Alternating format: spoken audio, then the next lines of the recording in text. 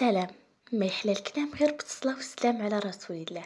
كاين واحد النوع من الناس اللي كيعطي بلا حساب وكيتعب وكيتنازل، كيبني بيديه باش الاخر يعيش مرتاح، كيدير داكشي من قلبه، ما كيتسناش الجزاء ولا الشكر غير باش يشوف الناس اللي كيعزهم بخير فقط، مرتاحين ومطمئنين. ولكن المفارقة الكبيرة هي ملي كتوصل اللحظة اللي كيتبدل فيها كل شيء، وكتكتشف أن التضحية ديالك ما كانش السبب في التقدير، ولكن كانت السبب في الاستهانة بك. كتفيق في نهار كتلقى راسك بوحدك، الناس اللي ضحيتي عليهم مشاو، نساو شنو درتي، نساو شنو تحملتي، نساو دموعك وصبرك، وبقى غير الطيف ديالهم كيطيف في بالك. الغدر كيدخل بحال السكين البارد، ما كيديرش الصوت ولكن كيوجع بزاف، كيوجع حيت جا من الناس عمرك تخيلتي انهم يقدروا يطعنوك. وفاش كترجع تشوف شحال من مرة قلتي ماشي مشكل نسامح نكمل، كتفهم انك كنت كتحارب في معركة بوحدك، كتقاتل على رابط هما قصوه من زمان. التضحية في الحب ولا في العلاقات ماشي ضعف، ولكن المشكل هو فاش كتكون كتضحي بوحدك.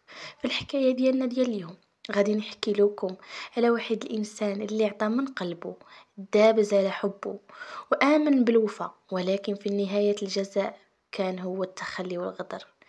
هاد القصة اللي ألمتني بزاف بزاف، وبزاف ديال الناس عاشوها، وبزاف الناس مازال غادي يعيشوها، وبزاف ديال الناس مارين منها حاليا. لهذا كنتمنى القصة ديالنا لهاد النهار تسمعوها بقلبكم بالافكار ديالكم والجوارح ديالكم كلها، وغادي تتاملوا، لان بصح ماشي سهل على الانسان يعيش هادشي كامل ويكون الجزاء ديالو هادشي. نعرفكم عليا، أنا حسنة من أصول أمازيغية عايشة مع والديا، خوتي بنات كبر مني وخوتي دراري بلا ما نحصي لكم العدد شحال.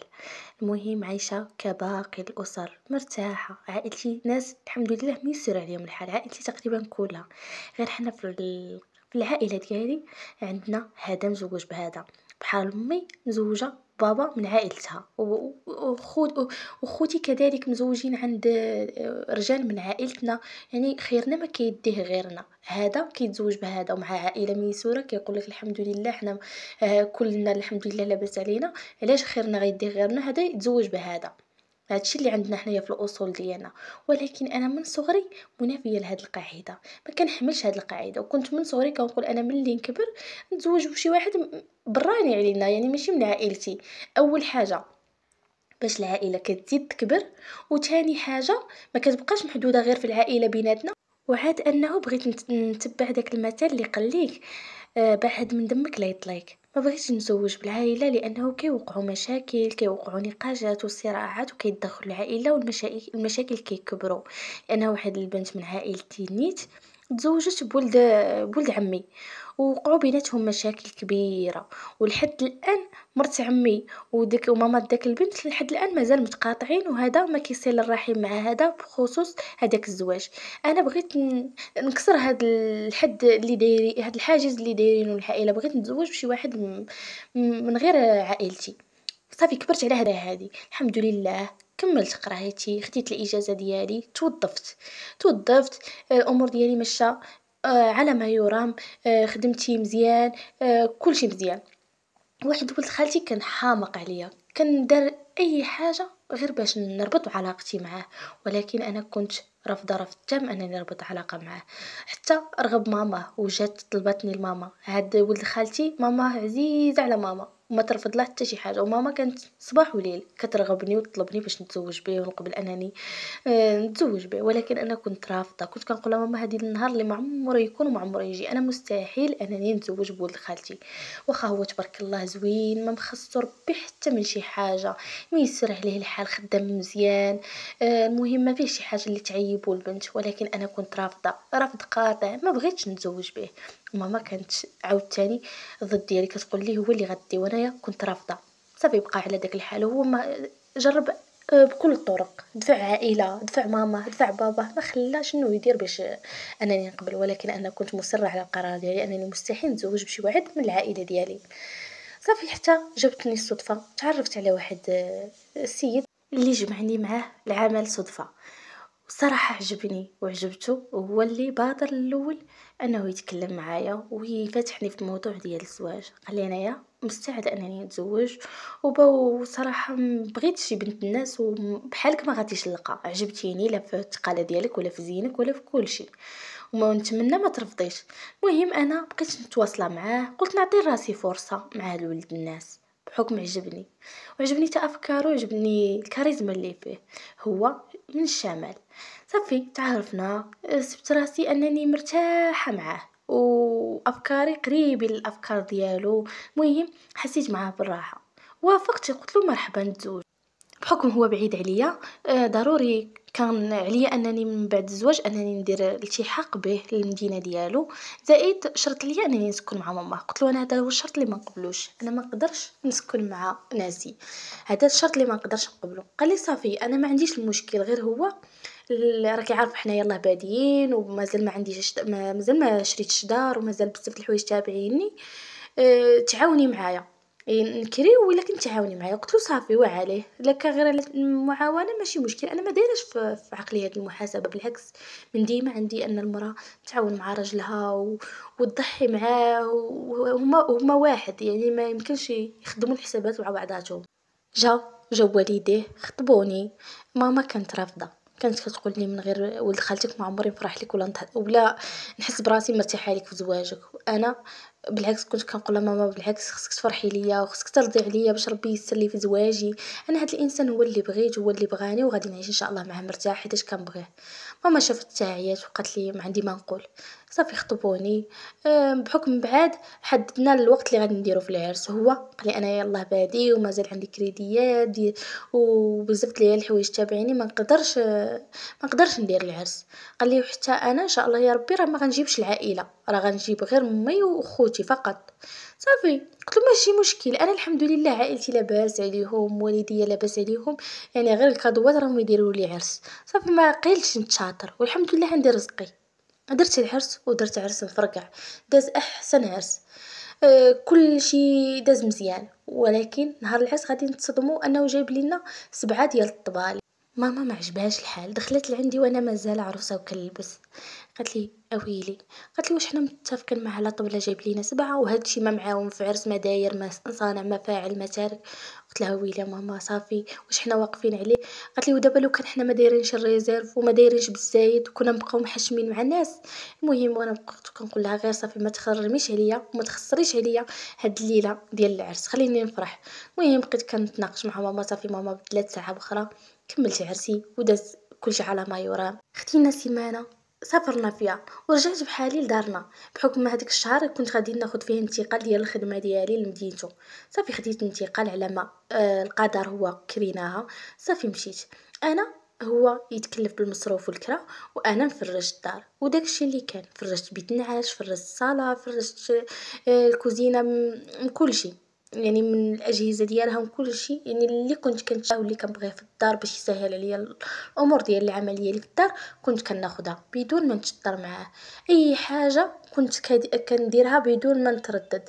مو دائما حيتاش قريبه علينا، كنت دائما كنكسيها ونشري ليها الحويجات ونعطيها كادو، كان كيعجبها الحال وترضى عليا، وحتى هو كنت كنحس به كيفرح. واختو الصغيره كنت كنشري ليها ولا كنكسيها في الاعياد. المهم عمري تشاطرت معاه بلا هو الكادوات، دائما كنشري له كادوات وكنفرحو. يعني علاقتي انا وياه كانت زوينه وما نكذبش عليكم، حتى هو دايرني في عيونه، كان مهلي فيا وما يخسرليش وكلامه معايا زوين. المهم كنا عايشين سعاده انا وياه، فرحانين في زواجنا، فرحانين في علاقتنا، فرحانين في حياتنا. فاش كنت كنمشي عند ماما للدار في كونجي، كان دائما كتجبد عليا داك ليستوار ديال عرفتي علاش ما تزوجت به، راه بنا فيلا، راه شرا هادي، راه دار هادي، راكي عايشه اميره وانتي دابا في ديور الكرا وهادي. كنت كنقول لها انا بالعكس راضيه بحياتي وعاجبني الحال الحمد لله، راجلي مهلي فيا وما مخصصني حتى من شي خير، وانا دائما كنحاول نبين حياتي حياه مثاليه باش ما نحسش براسي داك النقص حدا. لو كان تزوجت بولد خالتي كان غادي يكون. اما خالتي فوقاش ما كتجيبني الصدفه وكنتلاقاها كتقول لي انا شداني عليك حسيفه، علاش ما بغيتيش ولدي، علاش رفضتي ولدي، علاش ما بغيتيش تزوجي بك، ترى انت بحال الاميره، اشنو كان غادي يكون ناقصك، ما عرفتش علاش نتوما البنات راسكم قاصح. كنت دائما كنعرض عليهم مره مره فاش كيكون شي مناسبه كان كيجيبوهم بابا بالطوموبيل عندي، كانوا يدوزوا معايا واحد النهار ولا يومين، كنت كنتهلا فيهم، ما كنخلي ما ندير لهم. وراجلي علاقتي معاه مزيانه، تدوزنا 3 سنين ديال الزواج. هنا بقات كيدخلونا شويه د الحساسيات على حساب الولاد، بحكم العائله. مو كتقول لي بغينا نفرحوا بوليداتكم، مي كذلك كتقول لي بغينا نفرحوا بوليداتكم. المهم راكم عارفين العائلات المغربيه كيبغيو يتدخلوا في اي حاجه. حتى حنايا الصراحه بقى يدور لينا هاد المشكل في راسنا، بحكم ملي تزوجنا ما خدينا حتى شي احتياط، خصنا نكونوا ولدنا. ولكن ما جابش الله. صافي جبدنا الموضوع انا وراجلي، قلنا بما اننا تعطلنا هاد المده كامله يعني كاين شي مشكل، خصنا نشوفوا شنو المشكل. صافي بقيت انايا كنتبع عند اطباء نسائيه باش نشوفوا واش يكون عندي شي مشكل، ولكن دائما كنلقى ما عنديش مشكل. كان جات صدفه وكنت مشيت لدارنا وكانت اختي تما، اختي اللي مزوجه. قالت لي انايا واحد الطبيبه، احسن طبيبه كنتبع معها في وليداتي كاملين، وفاش كيكون عندي شي مشكل كنمشي عندها صراحه واعره. قالت لي نديك عندها وشوف يقدر يكون عندك شي مشكل. داكشي اللي كان داتني عندها. الطبيبه فحصاتني، دارت لي شي تحاليل دوزتهم، قالت لي ما عندك حتى شي حاجه، يمكن لك تولدي من غدا، ولكن هنا غادي نطرحوا واحد علامه الاستفهام ان راجلك يقدر يكون عنده مشكل. قالت لي كنصحك جيبي راجلك ونديروا حتى هو تحاليل ونشوفوا فين كاين المشكل، باش داك الساعه الا ما كانش مشكل عاد نبداو في العلاج. صافي مشيت بحالاتي لداري، من بعد ما جلست مع والديا شويه رجعت وبقيت متردده كيفاش غادي نفتح راجلي بهذا الموضوع. راكم عارفين الراجل اي حاجه يقدر يتقبلها الا رجولته. اما هاد المسائل هادو دائما كيحس براسو انه ما عندوش نقص فيهم، المراه هي اللي فيها المشكل. بقيت متردده ولكن قلت غادي نفتحو. واش راني مشيت عند الطبيبه ودوزت ولا ما بغيتش نقول ليه. قلت له حقا احنا بما انني كندوز كيقول لي ما عنديش مشكل، ضروري وقيلا نمشيو انا وياك باش نشوفوا، لا ربما يكون عندنا مشكل بجوج ولا شي حاجه. حتى هو تقبل الفكره وما رفض ما والو، قال لي بالعكس هذه فكره زوينه. قال لي شرط، قال لي نمشيو عند الطبيب. انا ما نمشيش عند الطبيبه. قلت له صافي ماشي مشكل، فين ما بغيتي نمشيو. مشينا خدينا رونديفو عند واحد الطبيب اللي كيعاودوا عليه زوين في مدينتهم. مشينا عنده، صافي عطانا بعض التحاليل ديالي وديالو باش ندوزوهم. لغد ليه مشينا درنا داك التحاليل وعطاونا يومين عاد نرجعوا ليهم. رجعوا لداك التحاليل داكشي اللي كان.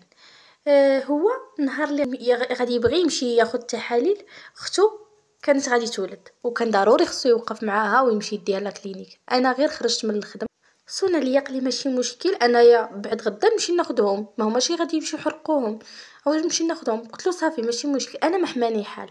صافي عيط لاندرايف، خداني ديريكت للابوراتوار، خديت التحاليل. انا كنعرف واحد البنت من العائله ديالي دكتوره عامه، واستشرت معها صيفط لها التحاليل قراتهم. وهنا غادي تكون الصدمه ديال العمر اللي غادي تصدمني بها، بما انه التحاليل ديالي كلهم خرجوا مزيانين، ولكن المشكل عند راجلي عنده تشوهات في الحيوانات المنويه وقلالين بزاف بزاف.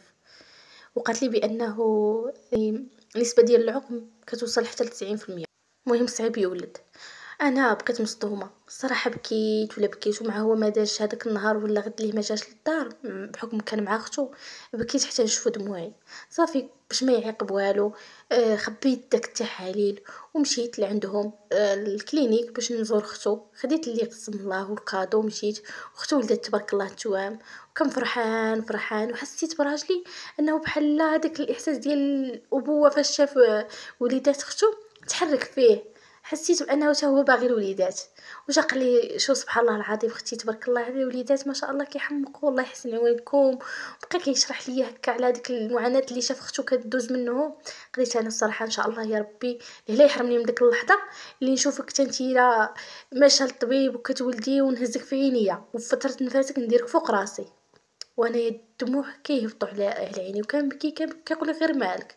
كنقول والو بالعكس هذا الكلام ديالك اثر فيا بزاف بزاف. انا ما كرهتش امتى نعيش هذا الشعور وهذا الاحساس ديال الامومه وانت تحس بهذا الاحساس ديال الابوه. قال لي وراه خصني نسين هذيك التحاليل خصني نمشي ناخذهم. قلت له راني خديتهم وديتهم للطبيب وراه قال لي كلشي مزيان. قال لي كلشي مزيان غير انتي انا اللي عندي مشكل. قال لي كيفاش؟ قلت له انا عندي واحد المشكل، انا عندي شي كيسات وهاد الكيسات يعني صعيب باش يتحيدوا، ولكن انا عندي امل ان شاء الله غناخذ دواء وغادي يتحيدوا. المهم راجلي عنقني وبقى كيواسي فيا قال لي لا تبكيش ماشي مشكل دابا ربي يسهل. قلت له واخا الطبيب قال لي النسبه ديال الحمل ديالك ضعيفه بزاف يقدر تكوني عاقم. المهم بقى كيبكي حتى هو معايا وقال لي ماشي مشكل اللي كتب لنا الله هي اللي كاينه وان شاء الله انا على يقين انا ربي غادي يسهل وحنا ما نقنطوش من الرحمه ديال الله. خفف عليا بداك الكلام ديالو وحسيت بان الدنيا جمعتها في كفي. والصراحه ما نكذبش عليكم فاش قال لي هذيك الهضره حسيت انني هذيك التضحيه اللي ضحيت وكنت والله يشهد انني النهار اللي خبيت عليه تحاليل كنت على يقين انني عمري في شي نهار انني غادي نبوح له بداك السر انه اللي فيه المشكل ولا شي حاجه. كنت كنامن بالمعجزه انه يوما ما غندير جهدي معاه ونشوف واش كاين العلاج ولا لا ونتمنى ربي يدير معجزه ونولده. ولكن كنت في الخاطر ديالي ما عمري انني نسمح فيه ولا نتخلى عليه من اجل الولاد. وفاش قلت له انا اللي فيا المشكل وواساني بديك الطريقه قلت الحمد لله ان هاد التضحيه اللي كنت غنضحي من اجله ما غتمشيش في الخاوي. صافي علاقتي بقات مستمره معاه مزيان. مشيت خديت واحد السيمانه ديال الكونجي باش نرتاح وفي نفس الوقت باش نحضر الاسبوع ديال لوستي. ما نكذبش لكم وقفت بسناني وبناني. هنا كنشوف كلشي كيشوف فيا بواحد النظره ناقصه وكلشي كيمعني ليا. الشجره اللي ما كتغلش خصها تقطع. الشجره اللي ما كتجيبش خصها تقطع ما عندهاش بلاصتها ما يديروا بها. ايوا عاد الناس اللي وخصنا نشوف ولادكم واش مالك واش عندك شي مشكل واش هادي. وانا كاع ما فاطنه لهاداك الشيء. هنا حيت انا على بالي هذاك الشيء المشكل اللي قلت للراجل راه بيني وبينه ولكن هو عاود لهم وعاود لختو. تصوروا كنبغي غير نبوس الوليدات اللي ولدات كيسدوا الباب كيقولوا لي خليوهم ينعسوا حقا خليوهم يديروا راه كترضع ما كيخليونيش تندخل البيت ديال نفيسه. ما عرفتش علاش وانايا كيجيب لي الله راه غير فعلا خايفين حقا من شي حد يدير للوليدات شي حاجه ولا الامراض ولا هادشي اللي كانوا كيقولوا كنت كنتيقوا ما على باليش راه عواد لهم. ملي رجعت للدار كنحس براجلي تبدل عليا بزاف. ما بقاش داك الانسان اللي كنعرف. السيد ولا غير القهوه ما كيجلسش في الدار بزاف كيجي مؤخر في الليل في الصباح كيمشي ينوض الخدمه. ما بقاش تبدل بزاف واحد الراجل اللي كان دايرني على كفوف الراحه تبدل ما بقاش داك الانسان اللي معايا. السيد ولا دائما كينقص مني كنحس به كيحقرني بزاف ديال الحوايج. حسيت بانه صافي مل انه خصو الولاد واخا ماشي بزاف باش صارحته في الموضوع. ولكن هذا هو كان الجزاء. السيد كينخني كل مره وشنو كيقول كل مره وشنو كيدوي. حتى لواحد النهار قال لي راه الام ديالي غتجي عندك تغدى معاك. قلت له انا موجده طاجين علاش ما علمتينيش بكري نصاوب بعدا شي حاجه احسن. قال لي لا هي غير غتجي تجلس معاك شويه وصافي. قلت له صافي مزيانه ما علمتيني انا نستنى نتغداو انا وياها. بقيت كنساين هو خرج مشى ما عرفتوش فين مشى قال لي انا خارج ما سولتوش لانه ولفت على بقيت نولف على الطبع ديالو هكاك. جات عقوستي سلام لاباس بس قلت له والله الا خالتي راه مقبله وانا كنساينك راني زدت غير شلاضه مع الطاجين ما علمنيش وما تكومونديت شي حاجه من برا ولا توجدت شي حاجه ما حسن. كنكبر بيهم دائما نهار خديت هاد السيد وانا كنكبر بعائلته وكنكبر به حتى هو. واخا بالرغم هو يعني ما كيديرش زعما شي حاجه على عائلتي ولا كيكبر بيا فوق داك التكبير يعني مهلي فيا وما خصني حتى شي حاجه ولكن على جهدو. انا لا انا كندير اكثر من جهدي. تصور هاد المده وانا خدامه ما عمري شيت شي حاجه ولا جمعت شي حاجه ولا درت دار ولا درت طوموبيل ولا درت شي حاجه بما انه الصالير ديالي زوين غير كنخسر ما كان ما على باليش. صافي جلسنا انا وقلت قلت لها نتغدى وقالت لي انا ولد بنتي والله ما عندي فين يدوز انا بغيت ندوي معاك. قلت الله يسمعنا اخبار الخير ياك ماشي حاجه ياك ما فلانه وقع على شي حاجه زعما نفيسه. قالت لي لا الحمد لله كلشي بخير. قالت لي غير بغيت ندوي معاك على حساب فلان اللي هو راجلي. قلت الله يسمعنا خير. قالت لي راه مهموم وعنده مشاكل. قلت له الله يسمعنا خير ما قال ليش ما عاود ليش. قال لي وانا هذاك الشيء علاش جيت عندك. شوفي انت النهار دخلتي راكي بحال بنتي ويشهد الله انا ما عمري فرستك وانا هذا الشيء علاش جيت لعندك. هو راه تقلق على الوليدات وراه عاود لي على المشكل اللي عندك وهو السيد راه باغي تا هو وليداته وراه تقليد غيبقى على رقبتك. من الاحسن بنتي عطيه الموافقه يتزوج. انا بقيت مصدومه. قالت لي هو راه شاف بنت خالته وانا واخا بنت اختي راه كيعزز من بنت اختي وما بغيتوش يمشي يدير شي حاجه غير هكاك. بنت اختي راها دواء كايد وهما وياها وبنت اختي راه وافقه تزوج به غير بالفاتحه. قالوا حتى تحمل عاد يصرحوك، عادي يصرحوك ديك الساعات يعني يحطوك امام امر الواقع.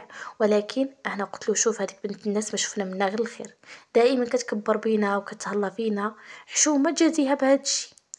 صارحه وتعطيك الموافقه وهي في دارها. وهاد بنت اختي لا كتب الله وتزوجت بها، دير لها دارها بوحدها، كري ليها حتى هي بوحدها. ونبينا عليه السلام احسن ما تخلي هاد بنت الناس في دار غفلون. قالت لي شوف بنتي انا راه حسبتك بها بنتي باش عاودت لك هاد الشيء، انا بقيت غير كنبكي. قالت لي لا تبكيش، قالت لي شوف انا راه حسبتك بحال بنتي ما تندمنيش حيت عاودت ليك. قلت لها لا خالتي لا ما بالعكس، انتي درتي فيا خير وعلمتيني بعدا قرر فيك خيري. المشكل هو الهدايا اللي ما درش بحساب الطعام وبحساب العشره وهادشي اللي دوزناه انا وياه. المهم جلسات معايا شويه على ما واساتني ومشات بحالتها. صافي مشيت صليت واحد 10 ركيعات وبقيت كنبكي ونفكر ونشوف مع من كنضحي ومع من كنعيش. المهم بقيت هكاك. جا هو ورا العشاء لقاني مازال فايقه. المهم قلت له جات. قال لي ما عاودت لك شي حاجه. قلت له غير خربقات شي حوايج خربقاتهم عليا ومشات غير طلعت لي الدم. قال لي بحالاش؟ ايوا قلت له هذاك الشيء اللي جات خربقات عليه. قال لي لا هذاك الشيء ماشي تخربق. قال لي باش نجيك الصراحه انا ما قدرتش نقولها ليك، ما بغيتش نخسر لك خاطرك ولا نقلقك، ولكن ماما ما بغاتش بقات مصره انك تسيق الخبر عن هذا الشيء اللي باليا بنت الناس. واش ماشي من حقي حتى انايا نشوف عندي وليدات ومن حدي مازال صغير والله كيكبر؟ قلت له من حقك وانا فكرت فيا. قال لي لا، قال لي تنتيا يعني بالعكس انا يا راه علاش بغيت نتزوج ونشوف ولادنا وتربي معايا ولادي، راه بك غادي يكون ولادنا بجوج وانتي بلاصتك ديما كبيره. قلت له ياك ولد الناس هادشي اللي بان ليك؟ قال لي هادشي اللي بان لي انا غادي نتزوج بغيتي ولا ما بغيتيش. قلت له ياك هادشي بالعنف ويعني ماشي حتى باللين بالاراده ديالي وبالموافقه ديالي. قال لي وانايا انا هادشي اللي بغيت هادشي يكون بالتفاهم وتكوني انت راضيه وباغا، ولكن الا ما بغيتيش ما عنديش حل. قلت له صافي سيدي ما عنديش مشكل، من غدا سير الله يكمل عليك بالخير، ولكن من غدا عطيني براتي. قال لي هذا هو قرارك؟ قلت له هذا هو قراري، انا ما يمكنش نعيش مع ضره، بغيتي تزوج طلقني. قال لي صافي اللي بغيتي ديريه. داكشي اللي درت. نضت وانا كنبكي في حاله. جمعت حويجاتي باليزتي بالرغم ان الدار انا اللي مفرشاها. جمعت باليزتي ومشيت ديريكت لدارنا. صافي رفعت الدعوه ديال الطلاق من بعد ما بكيت وشكيت على دارنا. امي كتقولي هذا هو جزائك، هذا اللي ما كيسمعش الكلام الوالديه، هذا اللي ما كيسمعش هضره الوالدين في شنو كيوقع لك. لو كان تزوجتي ولد خالتك عاوتاني طيبت ليا راسي وندماتني حتى علاش جيت لهاد الدار، حتى بقى يبان ليا لو كان غير مشيت كريت على برا وما نرجعش. صافي بقيت على داك الحال. عاوتاني بقيت كنجري على اوراق خدمتي باش نستقل من تما ونرجع لمدينتي بعد معاناة. حتى الجلسة الأخيرة عاد تحاضرنا أنا وياه. من بعد ما صافي خرج لينا الطلاق، رفدت داك التحاليل مع واحد الدوسي جمعتهم وعطيتهم له ورجعت بحالاتي. وهو عاد بدا كيصوني التليفون وانا ما كنجاوبوش. قريت اوديو واحد اللي سرطو، قريته بواحد النمره، يعني اصلا انا كنت بلوكيه من الواتساب بنمره اخرى. كيبكي وكيقول لي حشومه عليك انت غدرتيني، انت ضحكتي عليا، علاش ما علمتينيش من الاول، ما كناش غادي نوصلوا لهذا الشيء. المهم وسيد وبلوكيتو عاوتاني ما جاوبتوش كاع. حتى دازت واحد السيمانه ما كاملاش من وراء هاد الحديث. جات عندنا مو واختو كتبكي وترغب وكتقول لك وراه ما بقى لا ياكل لا يشرب، وعلاش ما علمتيش تراكم مازال مع بعضكم وهادي. قلت له انا ضحيت على قبله، ما بغيتوش يتجرح في كرامته ولا في رجولته، ولكن هو شنو دار؟ غير فوج باه سمع ان المشكل مني. اول حاجه خايل وفكر فيها هو انه يبدلني من اجل الولاد. صافي يا سيدي بغى الولاد الله يكمل بالخير. ما خلوا محاوله لما داروا باش يرجعوني، ولكن مستحيل انني نرجع ليه. صافي لان الكاس اللي تهرس ما عمره يرجع كيف كان. عام مور طلاقنا تزوجتي لانه كان مازال ما تزوج هذيك السنين كامله، وكان كيقول لي ما عمري نسيتك، وكان عندي يقين انك يوما ما غتكوني ديالي. والحمد لله ولدت معاه وليد، ودابا راني حامله قريبا ولد. هذا الشهر الثامن ديالي، كنتمنى الله يفكني على خير. قصتي عبره باش ما ننساش. هو تزوج بنت خالته من بعد ما ساق بيا الخبر انني تزوجت. تزوج بنت خالته وما دوش معاه بزاف، عام ونص وطلقوا، ما عرفتش شنو السبب. هذه هي قصتي مع التضحية اللي ضحيت ومع الجزاء اللي كان في طريقي. شكرًا لكم على تتبعكم وعلى الاستماع ديالكم للقصة.